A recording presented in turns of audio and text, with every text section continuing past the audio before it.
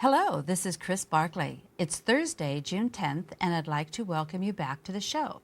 Today we're going to continue with some of my favorite and lesser-known Shakespeare works. I hope you enjoy them as much as I do.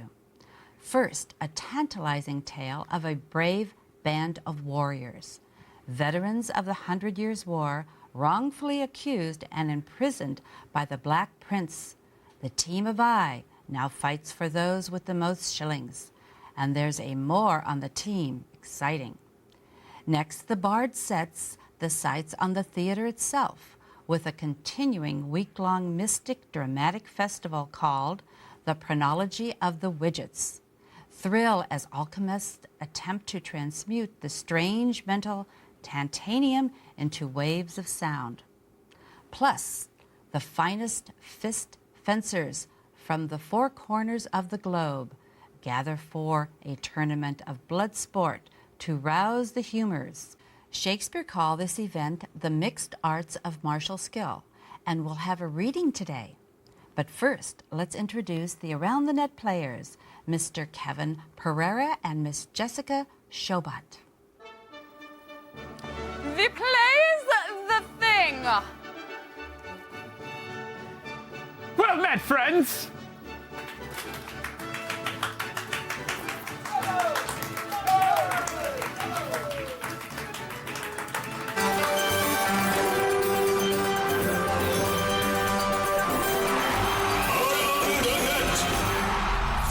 Hey, taking the show! I'm mid-drifty. I feel like I should be on the dashboard of a Honda, just rocking. By the way, if you're just tuning in now and didn't see yesterday's show, you are really confused. In at number 5, we have proof that the sound of ice cream trucks makes big fellas happy. Rave party of one.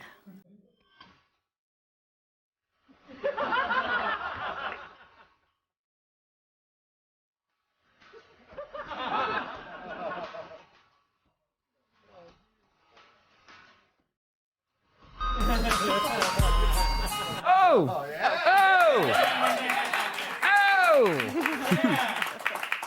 I was gonna make a really snarky joke, but I think we should probably just applaud the fact that he's attempting to move around. Yeah. Two that's a thumbs up. plus. Two Yeah. thumbs up, guy. The ice cream dance is step 1. Perhaps a We Fit would be an applicable step 2. Just say what? The fastest way to the sad Japanese emoticon is for that guy to step on the Wii Fit board. And it goes, no, get off.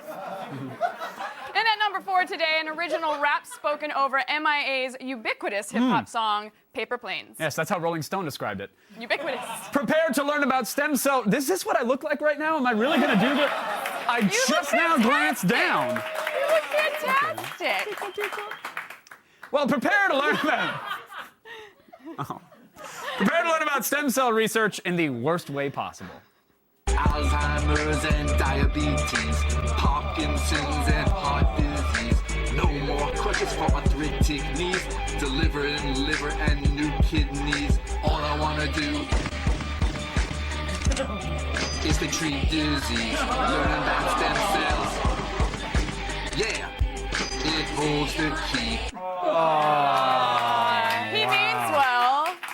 He means well. I hope he's a better scientist than he is a rapper, is all I'm gonna say. Hey, science guy, maybe you should take some of those stem cells to grant your larynx the, I'm gonna try for this one, pluripotency for lectures and rats. Nailed it! Nailed it! I don't. Boom! I, Look it up, because I don't know what it means. Yeah, I don't know what you nailed. I don't know what you nailed at all there, but congratulations, Jess. Thanks. Jessica Chobot, by the way, everybody. She's guest host of today. Kicking some butt.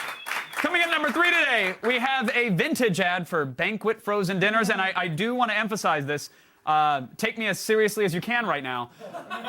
This is an actual commercial that actually ran on actual television. Now, historically, TV dinner ads cater to the lonely and or widowed. That's mean. But in this one, Banquet. Salisbury and tears for me tonight. Oh, I love my cats. Banquet goes after the underserved, mentally deranged demographic. It just gets worse, people. Now, from Banquet comes What is it, Cynthia? What is it? Giblet gravy and sliced turkey. Yes, giblet gravy and sliced turkey, together in the most significant frozen dish of our time, buffet supper. I just put it in the oven, and by and by it was done.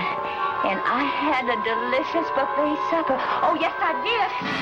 Slices of turkey, all covered with gravy and little bitty giblets. Do you hear?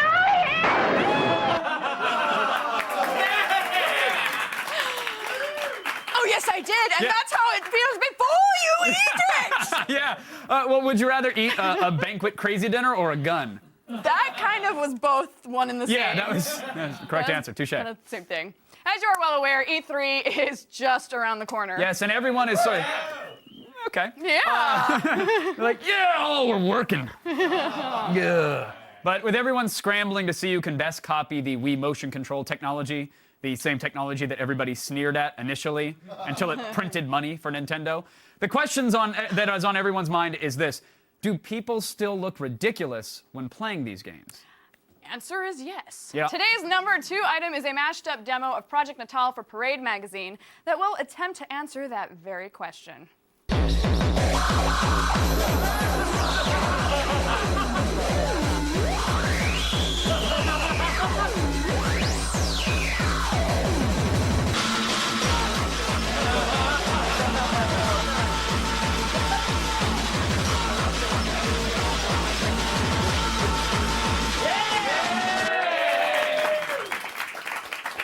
Technomom! What game could they possibly be playing there? That was actually the Natal version of Wheel of Fortune. All those exciting games for Natal! Hey, still ahead, folks. Our number 1 around the net features snakes and beautiful ladies. Yeah, let the screaming begin! This portion of Attack of the Show is brought to you by Panasonic Viera. With 3D this lifelike, can we still call it a TV?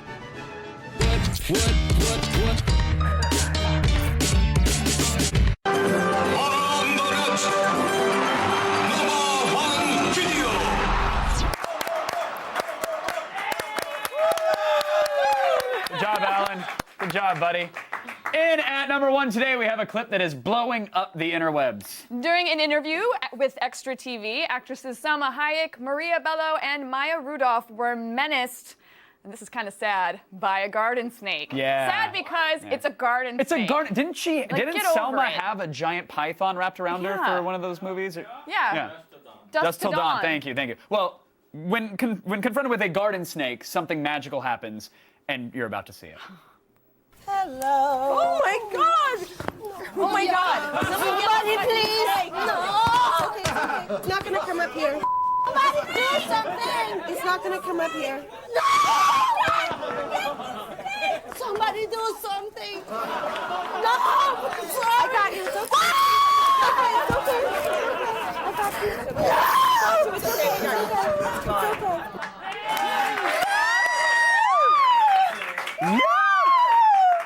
Somebody do something! Let's all give a big hand to actress Maya Rudolph, who remained calm and collected when she, yes, at least one woman did, when she became the bottom block in an unscripted game of Celebrity Jenga. Somebody do something! Oh. To get your daily viral fix and to check out all the viral videos we have to offer, go to g4tv.com/aroundthenet. Somebody do. All right, round. It's not funny anymore. It still isn't here. E3, the biggest video game event of the year, starts on Monday. Hey, E3, huh? E3! Mention that's starting? It's happening. What are you doing for E3? I am sitting, running around, doing stuff for IGN. That's right. For those who don't know, stuff. the Baroness for IGN, you have a blog over there as well. I do. Well, let's not mention the blog because I actually stopped blogging because this is, yeah, I'm just going to leave that one alone. No, let's explore. No. This looks the perfect amount of uncomfortable to discuss right now. Yeah, right now on live gosh. TV. You're also all over my Xbox 360 dashboard as well. So. Or IGN Strategize for tips and tricks. But yeah, the blogging, it's just, we're waiting to upgrade a system, and so I'm waiting for that to happen. I will be black blogging again, but, you know. We talking firmware revisions or software updates? What do we got here? What are we switching code language? Are we mixing up the Python library? Are you going to go for RDS? Gonna go. Yep. But before the electronic train leaves the station, we're getting you up to speed on 2 of the biggest games that we'll be demoing at E3.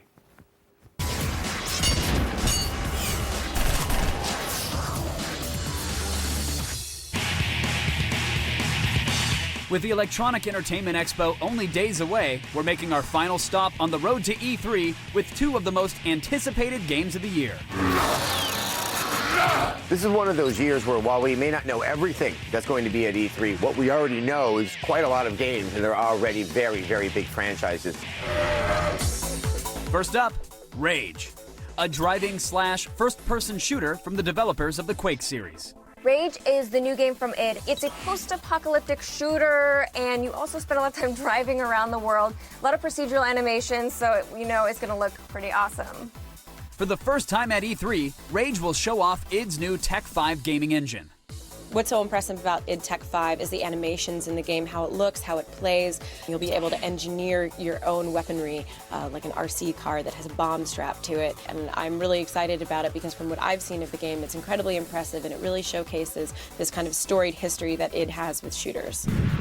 It's a visual feast, and it already looks like a game that's very fun to play in the deeper shooter that we've seen from them in past years. That'll be up on our stage Wednesday, 3 p.m. Pacific time.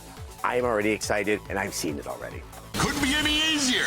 What do you say? But for those who'd rather force choke their enemies, we've got the MMORPG every aspiring Jedi has been waiting for with Star Wars: The Old Republic. This one has been in the works for quite some time, and this may be the only viable contender to the MMO space to go toe-to-toe with World of Warcraft. Set 1,000 years before the original trilogy, don't expect this game to be a revision of Star Wars Galaxies.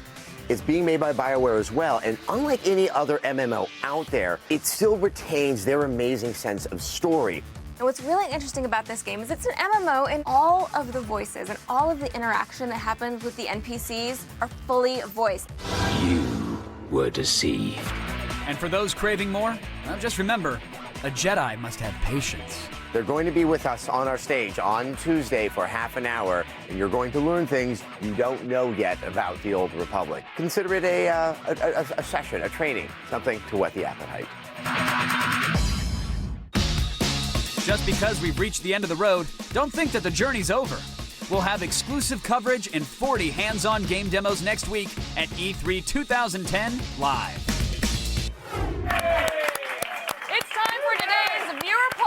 Presented by AT&T. Yes, you just saw 2 of the biggest games that will be at E3. That was, of course, Rage and Star Wars: The Old Republic.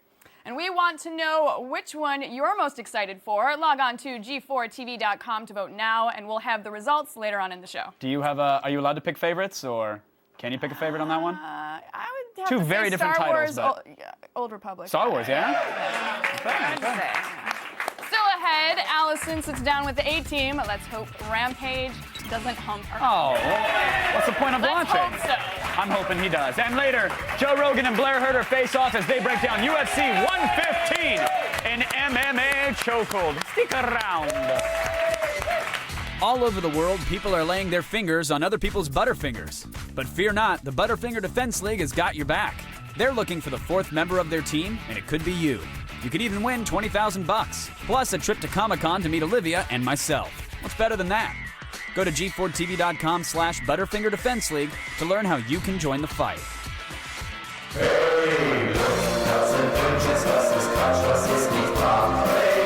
Oh, talking book. We'll be right.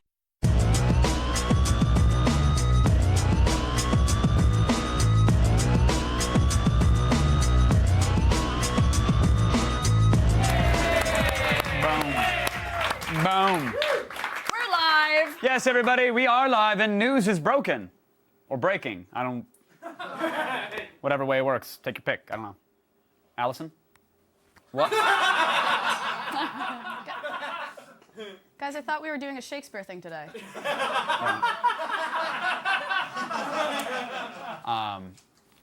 Well, I mean, yes, and we already did that. Yeah. Well, yeah, it's kind of over. Yeah.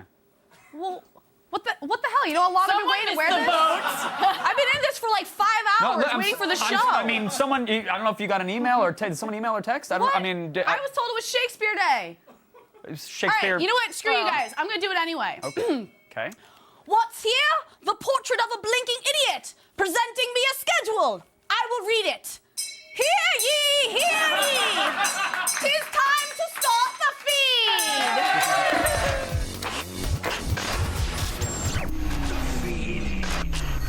'Tis Thursday, June 17th, and here be thy top stories. Former host of Attack of the Show and founder of Dig.com, Kevin Rose, is stepping down as host of the popular Dig Nation podcast. TechCrunch first broke the story citing an unnamed source. Rose has since responded on Twitter, saying that he'll stay on through 2010 and will be announcing a new show very soon. The weekly Dig Nation show has been running since 2005, with hosts Kevin Rose and Alex Albrecht presenting the top stories from Dig.com. I'm gonna drop it. I'm just gonna go on, okay? Thanks.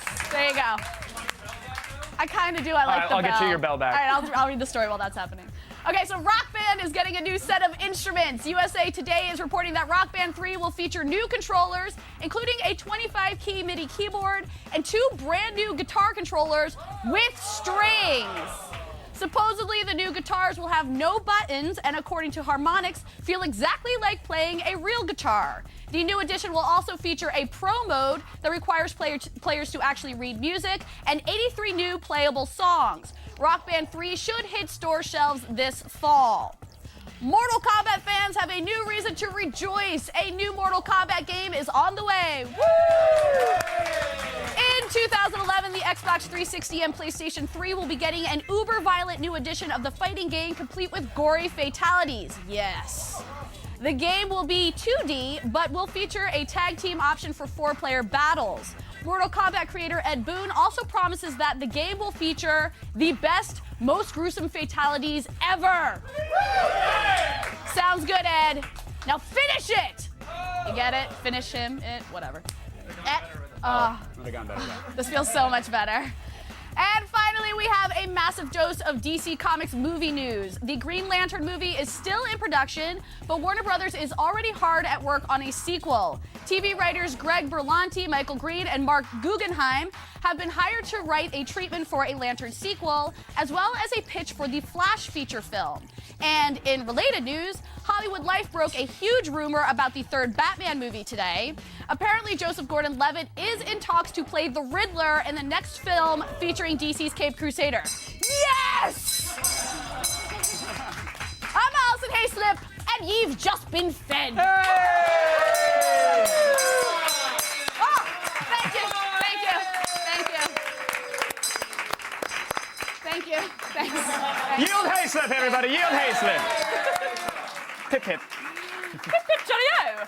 If you have a problem and no one else can help, I totally want to say, if you have a problem, I'll solve it. Okay, anyway. Oh, no, let's check out the hook. Check out my... No, we can't afford that. We can't afford it.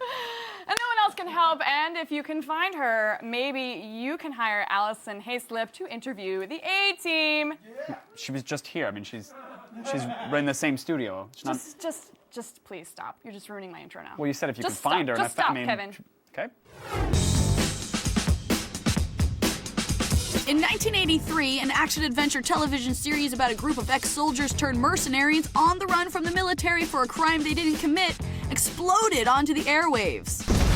27 years later, it's blowing up on the big screen. How the hell, when you were shooting this thing, did you keep the damn theme song out of your head? What theme song? I have seriously been humming it all morning. You have. I've been teasing him just about that right now. I feel like I need a tune exorcist. You know what I mean? I've sort of had that song in my head on and off for the last, 20-something years. Yeah. That's how we deal with heat seekers, chaps. We go home. Did you have to go through any sort of military training for this at all?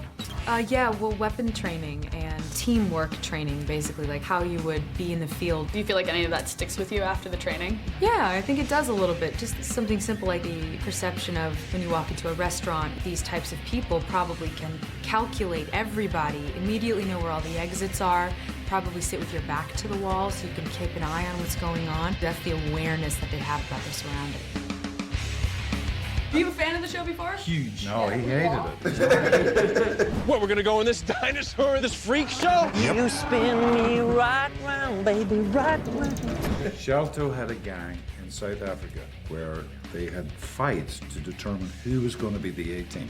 Well, actually, we were the 18th first, and then a gang challenged us, and then we had to, whoever lost agreed, swore that they wouldn't continue with the 18 gang in the same class. Did you win? Yes. I would never have raised the story if we'd lost. I'm gonna try something I saw in a cartoon once! What are you talking about cartoon for? Get us the hell out of here! I seriously was not a huge fan of the series, even though it was mega in Ireland. It really was. So I wasn't intimidated by Mr. George Peppard, God rest him. I love it when a plan comes together. It was a very campy series.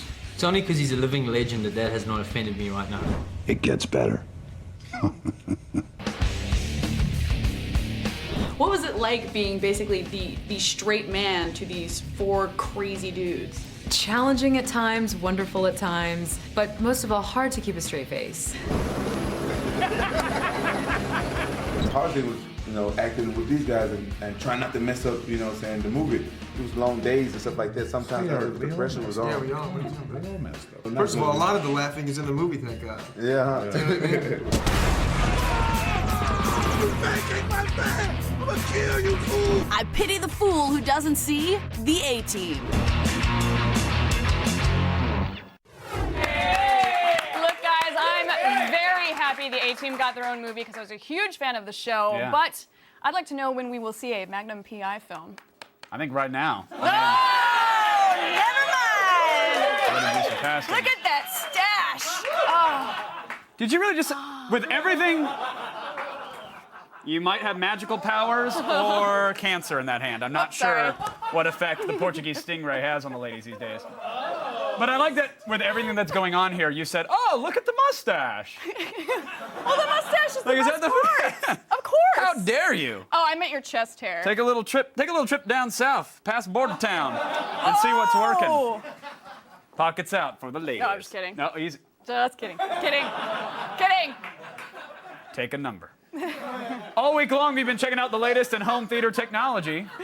I feel like I should be selling buck knives.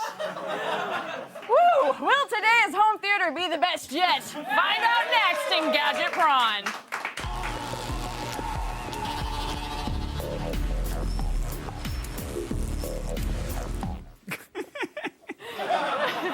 You're just so sexy. Let's go catch some crawfish. You want a home theater that's designed to fit anywhere? Why not? Why wouldn't you want that, actually? Anthony Gallo Acoustics thinks that a home theater system should look just as good as it sounds. And the Adiva T is proof. It includes 5 titanium-driven loudspeakers that can be positioned anywhere in your house. Combine these with a 250-watt TR2 subwoofer, and you've got yourself an explosion of dynamic sound that's sure to wake the neighbors, and all for $2,600. I just gotta say, these speakers look extremely small. Yeah.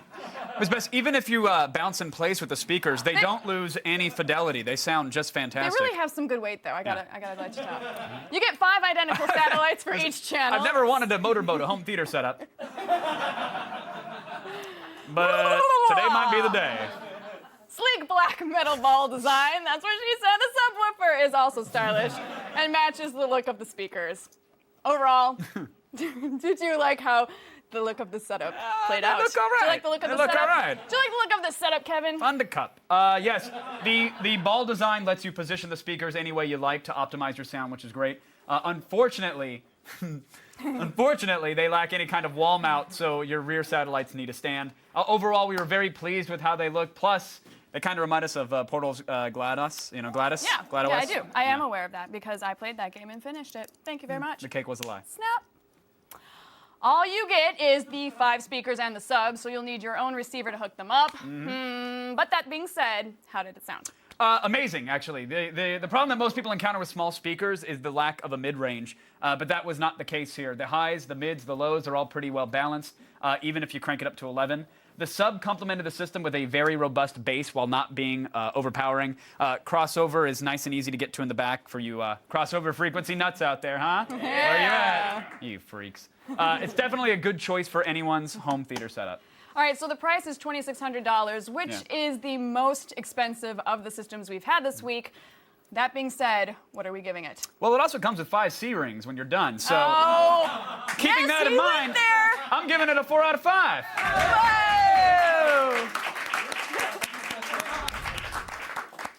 Well, it's expensive. It's still on the lower side of high-end speakers, and the sound quality you're going to get is worth it. So, yeah, a little pricey, but 4 out of 5. You get what you pay for. I'm going to go make bathtub meth now. Excuse me. I'm going to go get stirring. Booth babes. They're as much a part of E3 as the games, the fanboys, and the free inflatable swag. But today we reveal our 3 finalists for the role of official G4 booth babe. Woo! Since the dawn of man, E3 and booth babes have gone hand in hand. And that's why this year G4 searched high and low for the ultimate gamer girl to babe up our booth. You've been voting for our 16 finalists, and now it's time to unveil the top 3.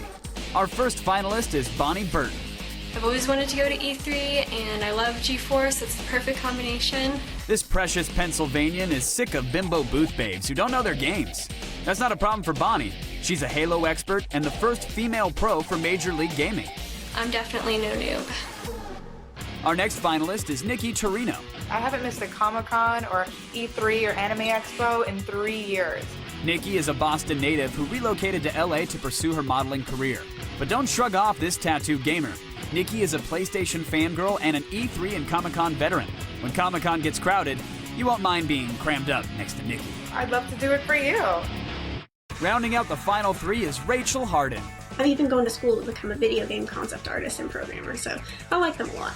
This 18-year-old from Kentucky is an actual girl at the video game store who spends her days selling games. Her nights include sniping you over Xbox Live, slaying your level 80 Blood Elf in Azeroth, and looking good while doing it. I hope I'll be seeing you guys at E3. Who will crush the competition to be crowned G4's E3 booth babe? Will it be Nikki, Bonnie, or Rachel? Find out live at E3 2010. Now this Monday at 3 p.m., we kick off our week-long extensive E3 coverage with spotlights on EA and Ubisoft. Yes, and on Tuesday, our coverage continues at 11:30 a.m. with spotlights on Nintendo and Sony. Then at 5 p.m., we go live from the floor for our 40 hands-on game demos. Yeah, 40! What games you're shouting at your television? How about Call of Duty Black Ops, Fallout New Vegas, Rage, and Star Wars The Old Republic, and more? No TV answers. Plus, we've got massive E3 coverage on Wednesday and Thursday night starting at 6 p.m. Don't miss E3 2010 Live in HD, presented by Burger King.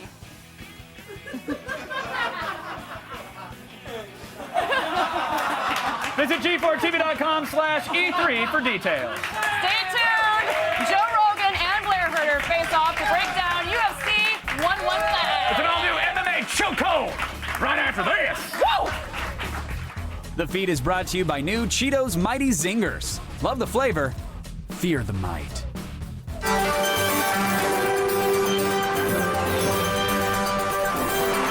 What happens next? These guys are trying to pitch a baseball to their friend with a slingshot. What happens next? Does the ball fly right into the guy's head? Does he hit the ball and nail the camera guy in the junk? Or does the slingshot just snap? Find out when we return.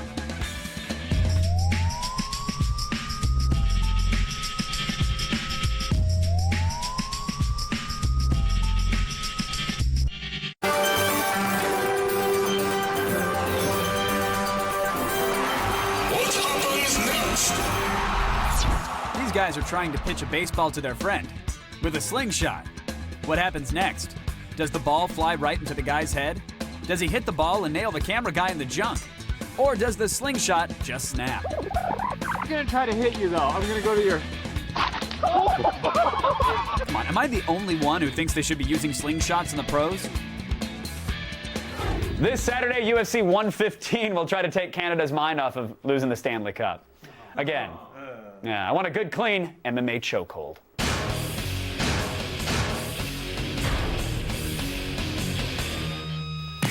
Please welcome Joe Rogan and Blair Harden, everybody!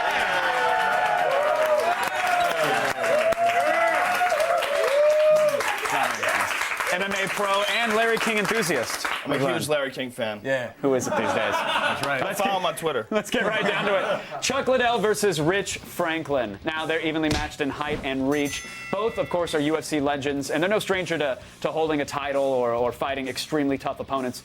Now, both fighters like to bang, so it'll probably end up being a slugfest. But Joe, Chuck Liddell has not fought in a bit of time. He's had some tough knockout losses. Is he going to step it up? I mean, he's been saying that he's been training harder than he has in the past. He feels better than he usually does. Are those just words for the training montage? Well, no one ever says, I've just been eating donuts and sleeping a lot. I think, Chuck has to realize that this is really the last hurrah. If he cannot beat Rich Franklin, he's in a pretty bad situation. And he stepped up his training. I mean, there's photos of him online. He's shredded. He has a six-pack now. He looks great. He's been working with Jake Shields, and he's also been working with a lot of different jiu-jitsu guys to try to put more aspects to his game. Even though he's a wrestler, we never really saw him take guys down. Most of his career, his wrestling is used to just avoid takedowns and stand up and bang with guys. But you can only take so many shots over a long career. He got his ticket punched a bunch of times, and I think he's gone through some really bad knockout losses where he realized he can't just stand and bang with guys. He's got to mix it up. He's got to become more like of a Georges St. Pierre, very unpredictable. You never know what he's going to do next. And I think he's really tried very hard to do that. He's done all the right things. If he can pull it off, we're going to find out. Blair, what about Rich Franklin? I mean, there's so much emphasis in place. He's been saying his strategy essentially inside leg kicks, wear him down. Right. What's he going to throw at Chuck? To Joe's point, if Chuck is going to mix it up like that, I think that Rich is going to have to be aware of the fact that he is going to try to mix things up a little bit. Rich is going to have to keep moving because the last thing he wants is to get caught with something really heavy because Chuck's still got that power, right? So I think he's got to use the reach. He's got to keep him away from him. I think he's got to mix up some leg kicks, slow him down a little bit. Try to, again, don't get in there and bang with him. Just try to keep him away. And what about Franklin's cardio? Some say he seems to turn it on after a couple rounds as opposed to Chuck. I think that's the way he needs to win. Yeah. If he can run around, nobody wants to see that fight, but if he wants to win the fight, I think it's going to be him running around the ring, keeping him at bay, and staying away from, a potential devastating knockout blow. I really think that's it. The cardio is going to be, at the end of the day, I think what wins the match for him if he doesn't deviate. So I agree with the leg kicks. I think leg kicks are huge for him. Chuck's had problems with leg kicks in the past. The Keith Jardine fight in particular. So I think that's going to be a big part of it. All right, so factoring all that in, Blair, who are you taking? I think he sticks with that game plan. Leg kicks, stay away from him, use the cardio. Franklin with decision. Franklin with decision? Dr. Rogan? I never give predictions. I mean, I have in the past, but I think it's kind of disrespectful for me in particular, for my position, so I don't give predictions. You just bet on Bodog? I think you never... I do bet sometimes. I don't tell you. Next up, we have Paulo Thiago versus Martin Kampmann. Now, they're both even in height, but Paulo has a bit of a reach advantage, as you can see there. Both are climbing their way up the welterweight division, and we wouldn't be surprised to see one of them get a title shot in the future as well. They both have very rounded fighting styles, so expect this to be all over the cage, blood all over the Zions and Harley logos and everything else. It's going to be coated. But Herder, can Martin Kampmann beat a guy who's just as well-rounded, if not more? Yeah, I think Martin Kampmann could get hit by a dude like Thiago a bunch of times in the face and not fall down, as we've seen. The dude's got an incredibly really tough chin. And what we've also seen Kampmann do really well in the past. Are you waiting for Joe to disagree with you and choke you out? I'm just waiting for you look concerned. Yeah. Well, I mean, look at his arms, man. That's just silly, It's like regular size. Nah. I'm so used to being around gorillas. Yeah. I'm around all day around dudes who can rape me. So hey, welcome to Attack. We keep things gentle here. It's more like the Olive Garden. Keep it gentle here. Yeah. It's not about rape. It's about coercion. That's right. Will that stand in court? The fight, sir. The fight.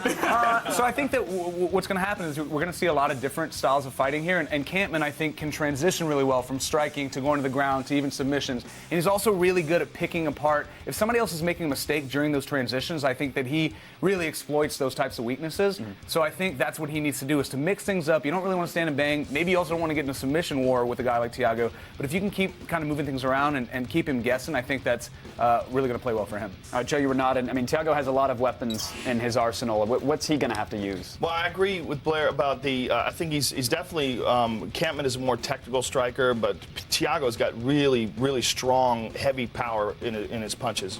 The thing about Tiago is his mental toughness. I mean, his day job. He works in Brazil disarming drug dealers in the favelas. Right. And the favelas. Brazilian Special Police Force. Yeah, I mean, he's in such a super violent world all day long that for him, fighting is like some sort of a vacation. Right. You know, it's like, oh, you guys want to, do 9 holes of golf today? It's I'm going to go fight in the cage. Oh, nice afternoon. Well, leisure day, all right. Yeah, Have a nice tea out there. He's so mentally strong, and you see that in his fights, too.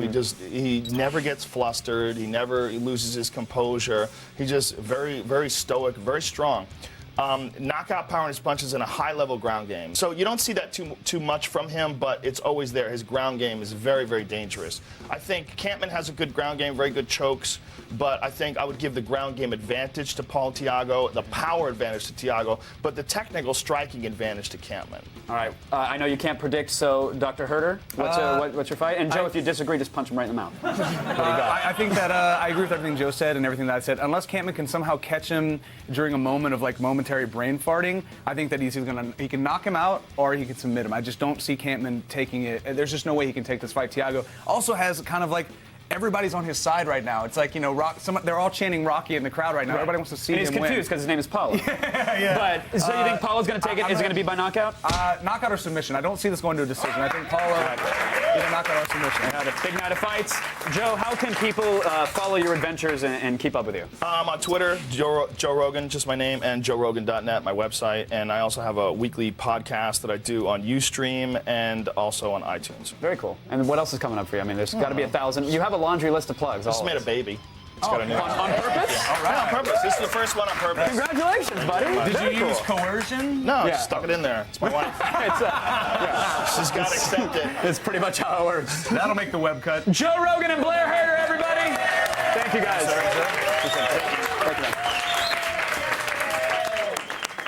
Now, is your gut grumbling for a little something extra these days? It's time to attack one of these one-of-a-kind culinary masterpieces. I already screwed it up. Oh, well. Say love me.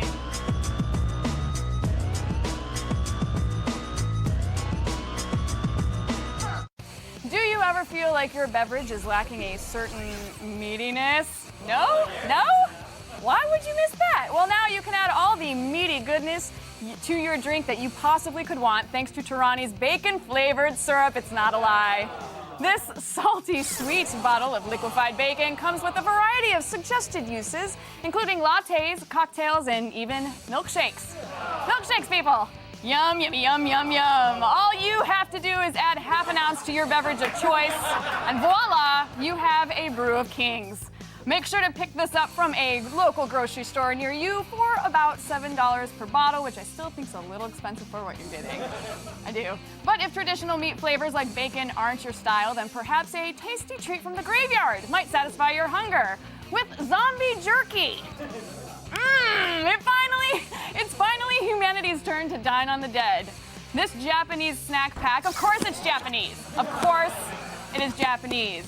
Comes filled with all the undead brains you can possibly eat. Sadly, while dining on ghoul flesh might sound delicious, the package says it may not actually contain zombie meat, which is pretty lame, if you ask me. While not readily available in the United States, you can order a pack of zombie jerky from Rakuten.co.jp for about $5, which I do think is worthy. Now, this is the most exciting part. I actually specifically requested to come back just for this. If you're a little low on energy and you've been fiending for your next sugar fix, then take a bite out of the world's largest gummy bear. Yes! I wanted to bite into this thing so bad. Weighing in at 5 pounds, this diabetes-inducing gummy contains over 1,900 grams of sugar and more than 12,000 calories. That's right. These gummies come in one of 6 different flavors, including cherry, blue raspberry, and green apple. And while there are many ways to consume this beast, oh hell yes, we recommend the good old-fashioned bite and tear method. This thing's solid. Look at that. Yeah! Oh! Woo! It is delicious. Order one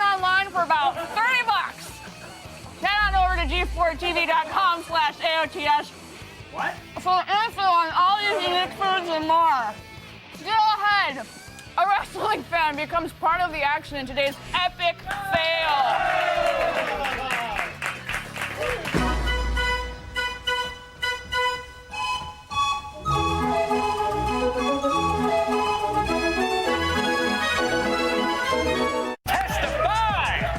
Coming up tomorrow on AOTS, scene stealer Fred Willard drops by to talk about getting naked with Michael Cera in Youth in Revolt.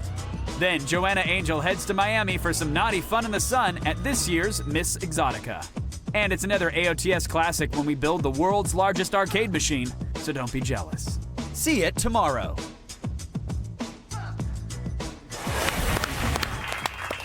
All right, folks, here are the results from today's viewer poll. Are you finished, by the way? Is it good? It took me quite a while, actually. You got through it. You're a trooper. I'll give you that. Today's viewer poll presented by AT&T. We asked you if you're more excited to see Rage or Star Wars: The Old Republic at E3 next week. And it turns out an overwhelming 65% of you voted for Star Wars: The Old Republic. Woo! The force is strong with that one. But now it's time for today's epic fail. Yes, this clip comes to us from the seedy world of Mexican wrestling, where masked marauder La Parka wound up La Parking in a fan's seat. And while the fighting inside the ring may not be real, it sure was outside of it.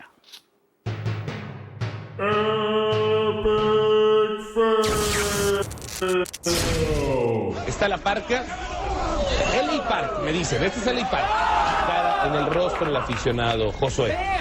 Oye, es algo grave, ¿eh? Porque se trata... Boy! Biff! Drunky just got executed! Oh, fail, everyone!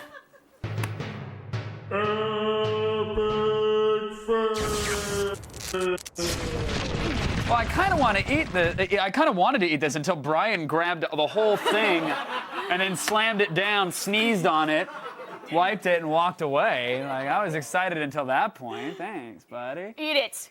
You want to hop in on this? What do you want to do? All right, which end do you want me to take, Kevin?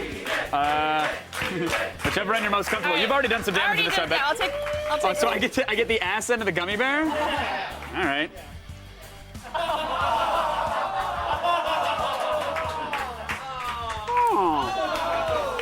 And it's still delicious. It's a gummy goatsy. Thanks to our guests, Joe Rogan, Blair Hutter, and Jessica Chobot! Thanks, Blaze Starts right now. Good night, everybody.